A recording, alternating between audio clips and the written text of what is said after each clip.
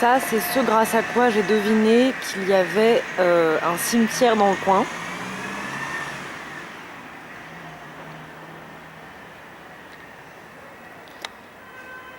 Et ça, c'est pas vrai parce qu'on est à Pantin, en fait, pas à Paris.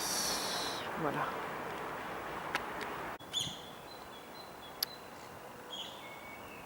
J'ai lu un panneau, enfin un petit panneau, et en fait il disait que c'est le cimetière parisien de Pantin parce que il y avait plus de place dans les cimetières de Paris et que du coup ils ont demandé à Pantin de mettre de l'espace à disposition pour ça.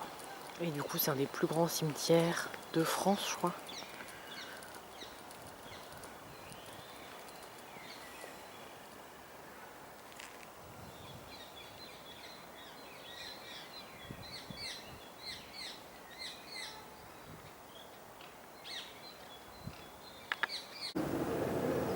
Ça, j'ai cru que c'était un serpent. Mais en fait, non, pas du tout. Bon, ça, je fais juste un gros plan parce que je trouve ça rigolo de s'appeler Ducousseau parce que ça ressemble à mon nom, quoi. J'ai toujours bien aimé les cimetières. Quand j'étais petite, mon école était en face du cimetière Montparnasse et on passait parfois par le cimetière comme raccourci plus agréable pour aller prendre le métro dans la gare. Et on allait aussi parfois avec la prof de dessin, Élise, que j'aimais beaucoup, dans le cimetière pour faire des croquis au fusain.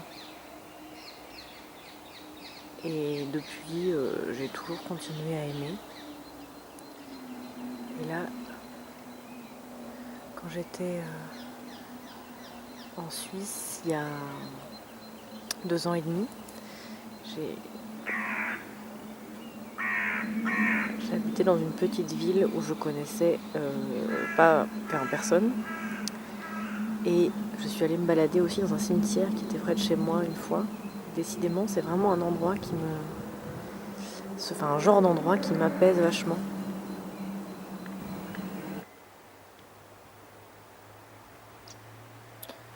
Ça sent très bon, ça sent vraiment le printemps. Ça sent un peu comme si c'était tiède.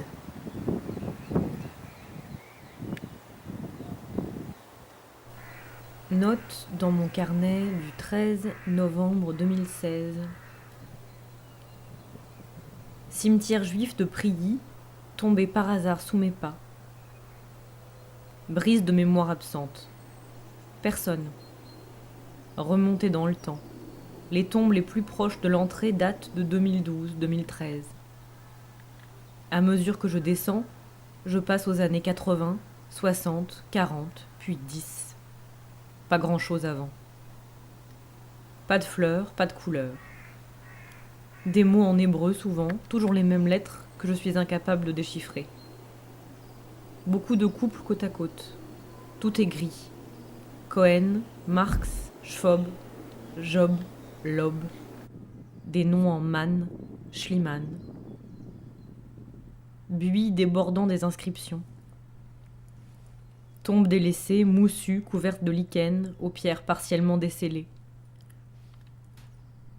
Un grillage sépare le cimetière juif du cimetière chrétien, sans ouverture possible de l'un à l'autre. La foi serait arrêtée par cette grille d'1,50 m de haut. Il faut remonter tout le cimetière juif, traverser le parking, puis descendre de l'autre côté pour trouver l'entrée du cimetière chrétien. Il n'y a pas grand monde non plus, bien qu'on soit dimanche, mais la sensation est très différente. De l'autre côté du grillage, quelque chose me traversait de la perte, du deuil, de la mort, avec une sérénité implacable. Ici, je pense davantage aux vivants, à l'extravagance de la famille du mort et à la sienne probable. Exubérance des tombes italiennes, photos, bougies, bibelots en plâtre ou en pierre, textes éplorés, fleurs, lumignon, marbre de couleur. Je suis presque étonnée qu'il n'y ait pas de musique. Ce doit être interdit. Pour le confort des morts ou celui des vivants. Une large tombe 4 places pour des princes sérénissimes russes, nés quelque part, morts ailleurs et enterrés à Prilly. Comment et pourquoi choisit-on le lieu de sa sépulture ? Je suis traversée par des souvenirs, réels ou de fiction. Le bonk du canard en bois, lancé par ma petite sœur sur le cercueil de mon grand-père maternel, discrètement, parmi les roses jetées par le reste de la famille. Une dizaine d'années avant, cette même petite sœur, alors très jeune, relevant, en entrant dans l'église lors de l'enterrement de notre autre grand-père, que le prêtre allait probablement bientôt mourir lui aussi. Ce documentaire, vu il y a 1 an au festival Traces de vie sur des veuves ou mères éplorées dans un pays du Moyen-Orient, l'Iran, qui passent leur journée à s'occuper des tombes, les nettoyer de fond en comble. Elles se réunissent entre elles aussi, mangent, partagent nourriture et thé. Quelques beaux plans à travers des tissus transparents imprimés de mots en arabe. La série documentaire de Richard Kalisch, malheureusement pas entendue en entier, où il essaie de se réserver un emplacement dans un cimetière juif de Bruxelles. Mais vous êtes juif, monsieur Kalisch, vous êtes juif ? Le retour d'école à travers le cimetière Montparnasse, si peu relié à l'idée de deuil et de mort, un simple chemin d'automne et de printemps. Une sortie aussi une fois avec Élise, excentrique et bien-aimée prof de dessin de l'école aujourd'hui, dans ce même cimetière pour reproduire au fusain des ornements de tombe. Elle nous avait alors dit, et cela m'avait énormément frappé, que Jésus avait existé, qu'il y avait des preuves.